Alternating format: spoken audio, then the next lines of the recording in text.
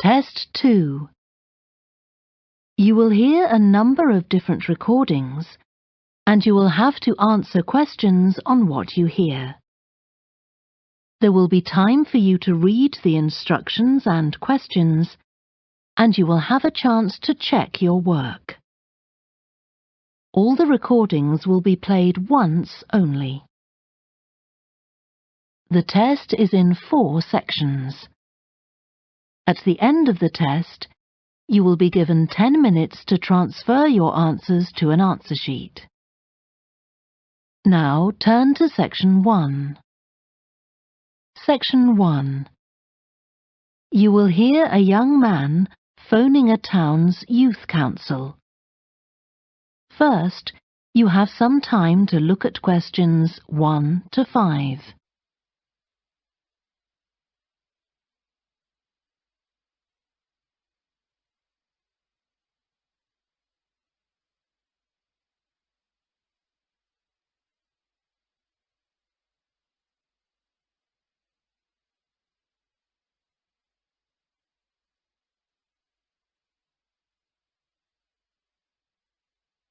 You will see that there is an example that has been done for you. On this occasion only, the conversation relating to this will be played first. Good morning, Youth Council. Caroline speaking. Oh, hello. I'm interested in standing for election to the Youth Council, and I was told to give you a call. That's good. Could I have your name, please? Yes, it's Roger Brown. Thank you. The young man's name is Roger Brown, so Brown has been written in the space. Now we shall begin. You should answer the questions as you listen, because you will not hear the recording a second time. Listen carefully and answer questions 1 to 5. Good morning, Youth Council. Caroline speaking. Oh, hello. I'm interested in standing for election to the Youth Council, and I was told to give you a call. That's good. Could I have your name, please? Yes, it's Roger Brown. Thank you. I'm Caroline, the Youth Council Administrator. So, do you know much about what the council does, Roger? I've talked to Stephanie. I think she's the chair of the council. That's right. And she told me a lot about it. How it's a way for young people to discuss local issues, for example, and make suggestions to the town council. That's what made me interested. Fine. Well, let me take down some of your details. First of all, how old are you? You know the council is for young people aged from 13 to 18. I've just turned 18. And where do you live, Roger? Well, that's a bit complicated. At the moment, I'm looking for a flat to rent here, so I'm in a hostel from Monday to Friday. I go back to my parents' place at the weekend. OK, so where's the best place to send you some information about the council? Oh, to my parents' address, please. That's 17 Buckley Street, Buckleigh Street, Stamford, Lincolnshire, though you don't really need the county. Oh, I know Stamford. It's a lovely town. And what's the postcode? PE9 7QT. Right, thank you. So are you working here or are you a student? I started studying at the university a couple of weeks ago, and I've got a part-time job for a few hours a week. What do you do? Well, I've done several different things. I've just finished a short-term contract as a courier, and now I'm working as a waiter in one of the big hotels. Uh-huh. That can't leave you much time for studying. Oh, it's not too bad. I managed to fit it all in. What are you studying? My ambition is to go into Parliament eventually, so my major subject is politics. That's partly why I think the Youth Council is important and want to be a part of it. And I suppose you're also taking a minor subject, aren't you? I know a lot of people study economics too. I chose history. To be honest, I'm not finding it as interesting as I expected. Before you hear the rest of the phone call, you have some time to look at questions 6 to 10.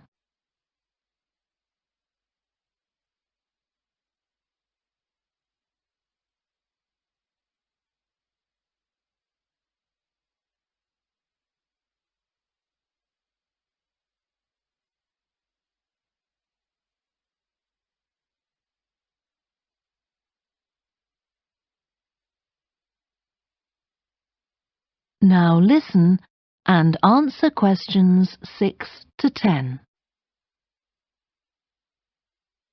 OK, so with your studying and your part-time job, do you have time for any other interests or hobbies?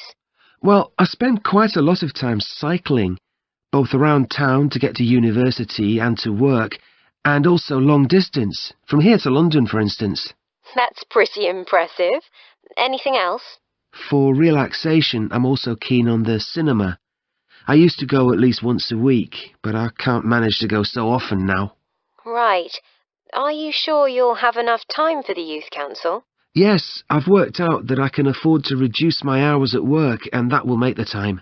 So is there any particular aspect of the Youth Council's work that appeals to you, Roger?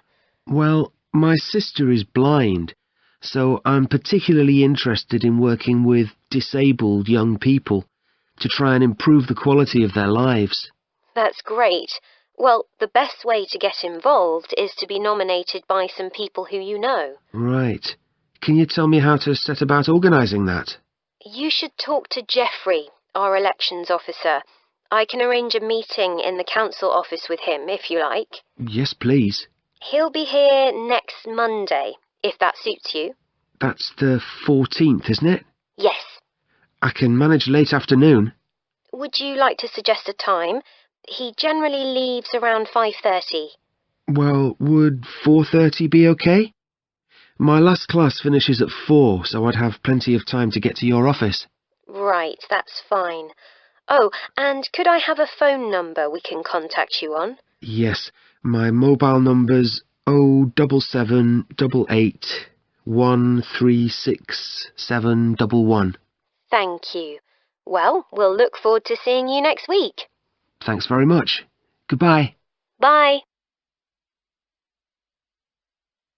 That is the end of section 1. You now have half a minute to check your answers.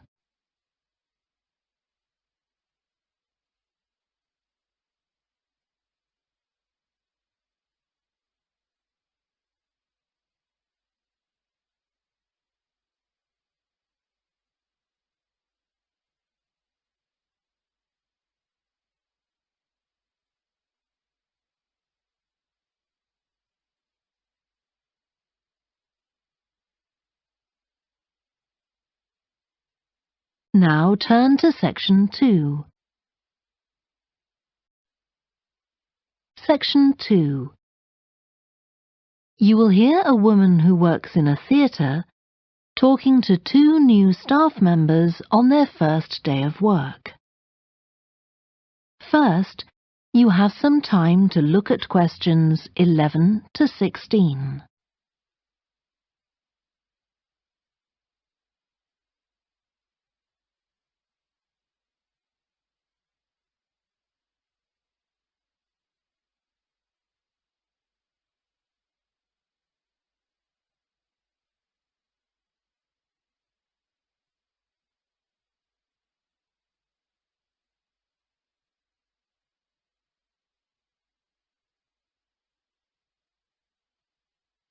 Now listen carefully and answer questions 11 to 16. Hi, great to see you. I'm Jodie, and I'll be looking after both of you for the first month you're working here at the Amersham Theatre. I'll tell you something about the theatre now, then take you to meet 2 of the other staff.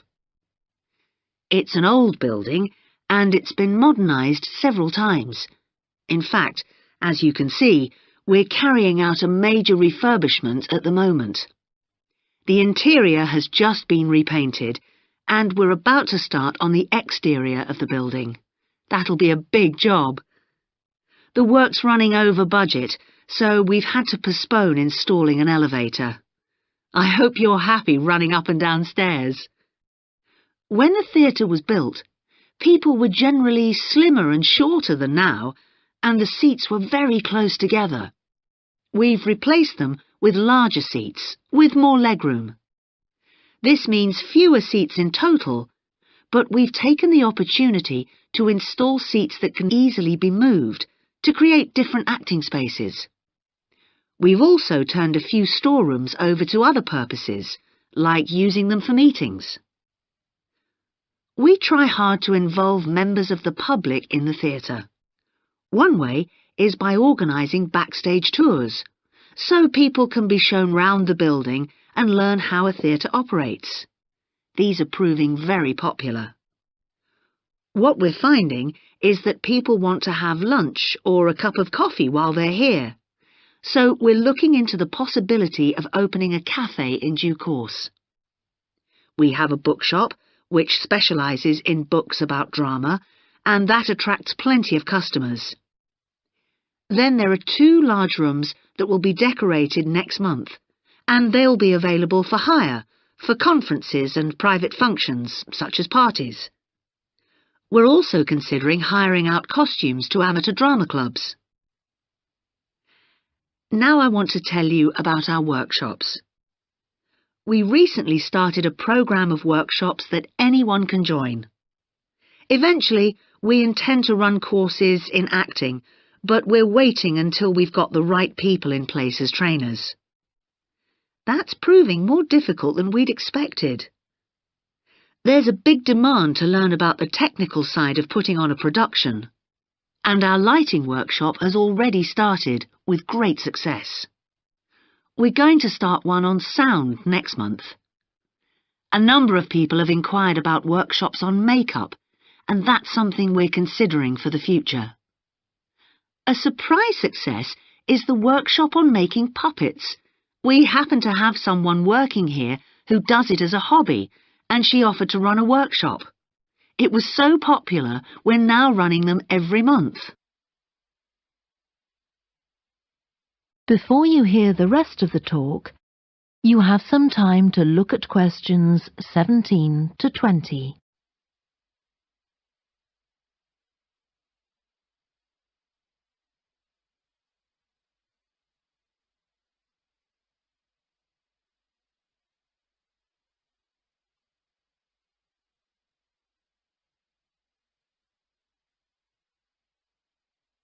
Now listen and answer questions 17 to 20. Now, a word about the layout of the building. The auditorium, stage and dressing rooms for the actors are all below ground level. Here on the ground floor, we have most of the rooms that the public doesn't see. The majority are internal, so they have windows in the roof to light them. Standing here in the foyer, you're probably wondering why the box office isn't here, where the public would expect to find it. Well, you might have noticed it on your way in. Although it's part of this building, it's next door, with a separate entrance from the road. For the theatre manager's office, you go across the foyer and through the double doors. Turn right, and it's the room at the end of the corridor, with the door on the left. The lighting box is where the computerized stage lighting is operated, and it's at the back of the building. When you're through the double doors, turn left, turn right at the water cooler, and right again at the end. It's the second room along that corridor. The lighting box has a window into the auditorium, which of course is below us. The artistic director's office is through the double doors, turn right, and it's the first room you come to on the right-hand side. And finally, for the moment, the room where I'll take you next, the relaxation room. So, if you'd like to come with me.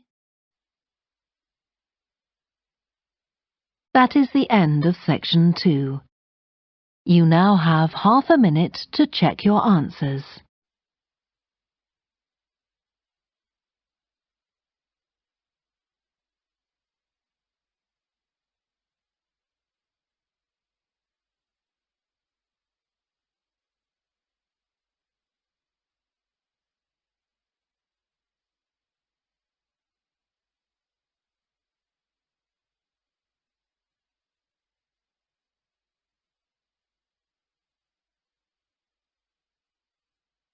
Now turn to section 3. Section 3.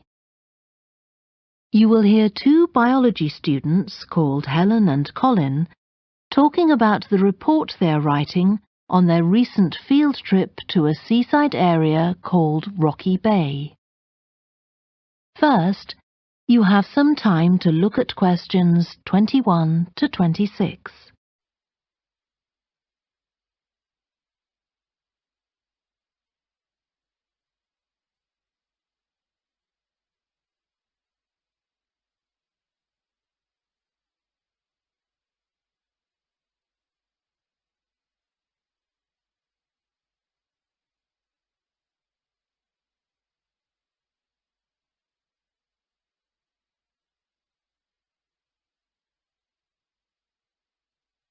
Now listen carefully and answer questions 21 to 26.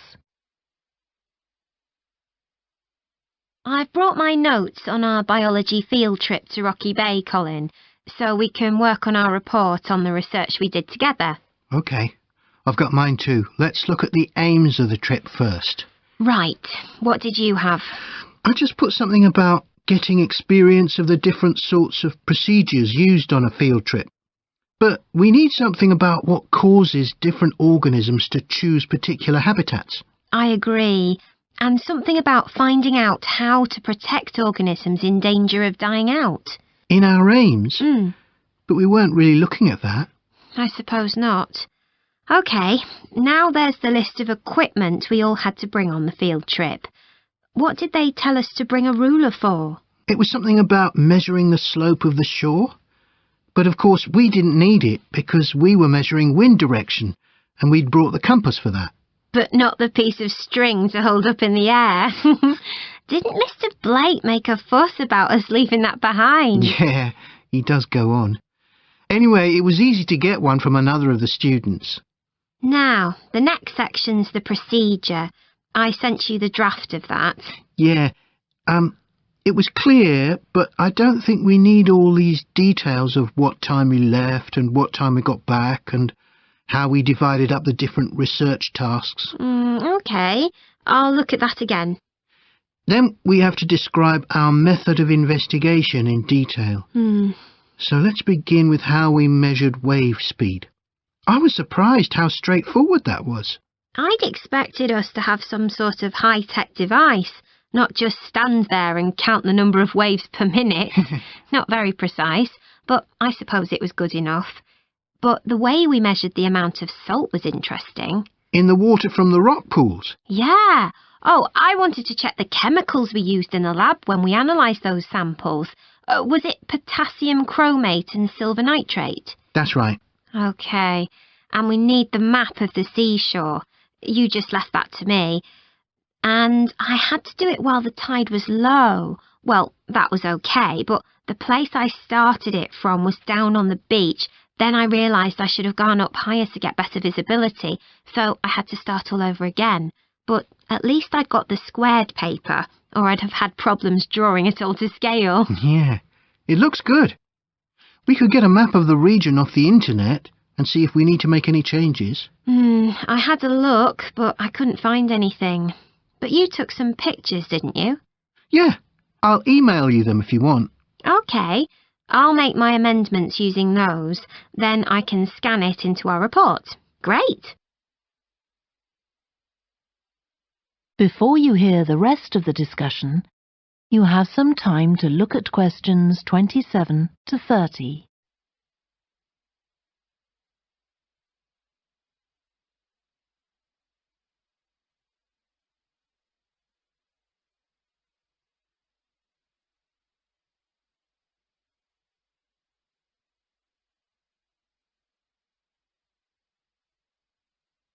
Now listen and answer questions 27 to 30.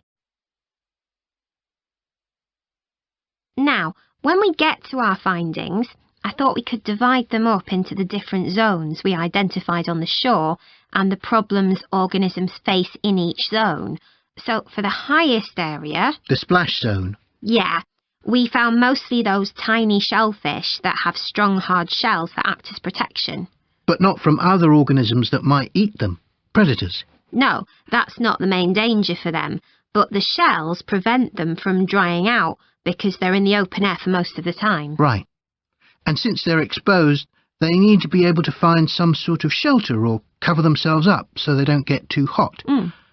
Then in the middle and lower zones nearer the sea, we need to discuss the effects of wave action. Yes, and how organisms develop structures to prevent themselves from being swept away or even destroyed by being smashed against the rocks. I haven't done anything on the geological changes. I don't know what to put for that. No, we weren't concentrating on that. Maybe we need to find some websites. Good idea. I've got the lecture notes from Mr. Blake's geology course, but they're too general. But we could ask him which books on our reading list might be most helpful. Right. OK. Now, I did a draft of the section of sources of possible error in our research, but I don't know if you agree. For example, the size of the sample and whether it's big enough to make any general conclusions from. But I thought actually we did have quite a big sample. We did. And our general method of observation seemed quite reliable. But we might not be all that accurate as far as the actual numbers go. Yeah, we might have missed some organisms, if they were hiding under a rock, for example. I wasn't sure about the way we described their habitats. I decided it was probably OK. Yeah, and the descriptions we gave of the smaller organisms, they weren't very detailed, but they were adequate in this context. I'm not sure we identified all the species correctly, though. OK, we'd better mention that. Now, how are we going to... That is the end of section 3. You now have half a minute to check your answers.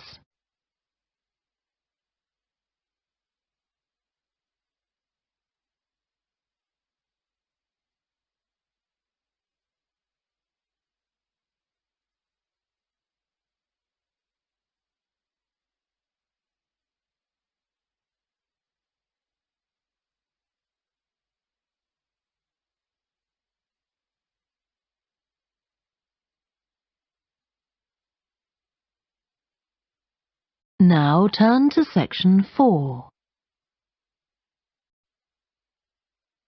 Section 4.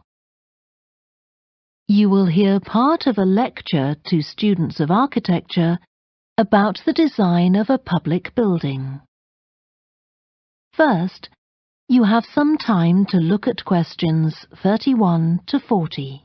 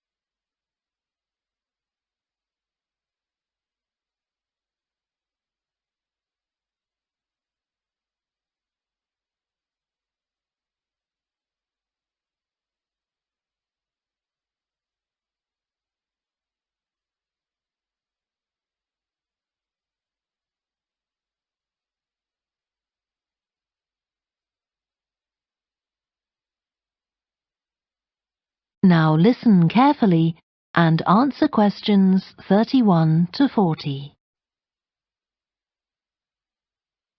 We've been discussing the factors the architect has to consider when designing domestic buildings. I'm going to move on now to consider the design of public buildings, and I'll illustrate this by referring to the new Taylor Concert Hall that's recently been completed here in the city. So, as with a domestic building, when designing a public building, an architect needs to consider the function of the building. For example, is it to be used primarily for entertainment, or for education, or for administration? The second thing the architect needs to think about is the context of the building. This includes its physical location, obviously, but it also includes the social meaning of the building, how it relates to the people it's built for. And finally, for important public buildings, the architect may also be looking for a central symbolic idea on which to base the design, a sort of metaphor for the building and the way in which it is used. Let's look at the new Taylor Concert Hall in relation to these ideas. The location chosen was a site in a run-down district that has been ignored in previous redevelopment plans. It was occupied by a factory that has been empty for some years. The whole area was some distance from the high-rise office blocks of the central business district and shopping centre, but it was only 1 kilometre from the ring road. The site itself was bordered to the north by a canal, which had once been used by boats bringing in raw materials when the area was used for manufacturing. The architect chosen for the project was Tom Harrison. He found the main design challenge was the location of the site in an area that had no neighbouring buildings of any importance. To reflect the fact that the significance of the building in this quite run-down location was as yet unknown, he decided to create a building centred around the idea of a mystery, something whose meaning still has to be discovered. So, how was this reflected in the design of the building? Well, Harrison decided to create pedestrian access to the building and to make use of the presence of water on the site. As people approach the entrance, they therefore have to cross over a bridge. He wanted to give people a feeling of suspense as they see the building first from a distance and then close up. And the initial impression he wanted to create from the shape of the building as a whole was that of a box. The first side that people see, the southern wall, is just a high, flat wall uninterrupted by any windows. This might sound off-putting, but it supports Harrison's concept of the building, that the person approaching is intrigued and wonders what will be inside. And this flat wall also has another purpose. At night time, projectors are switched on, and it functions as a huge screen onto which images are projected.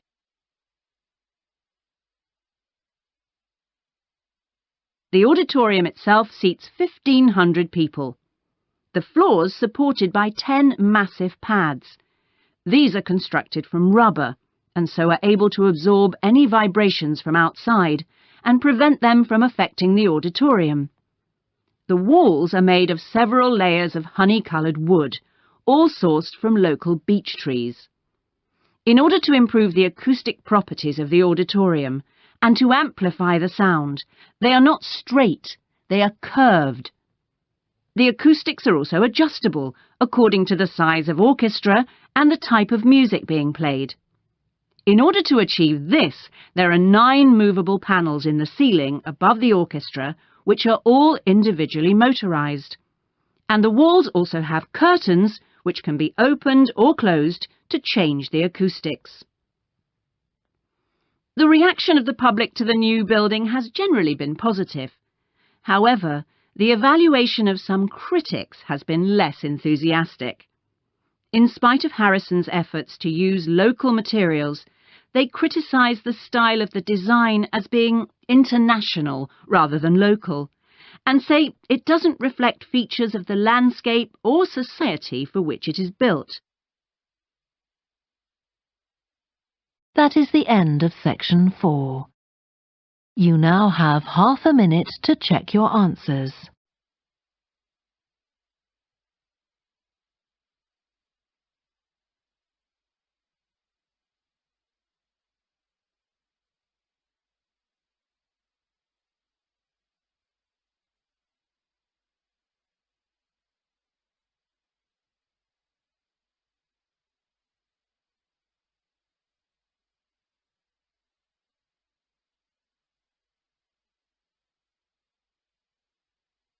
That is the end of the listening test.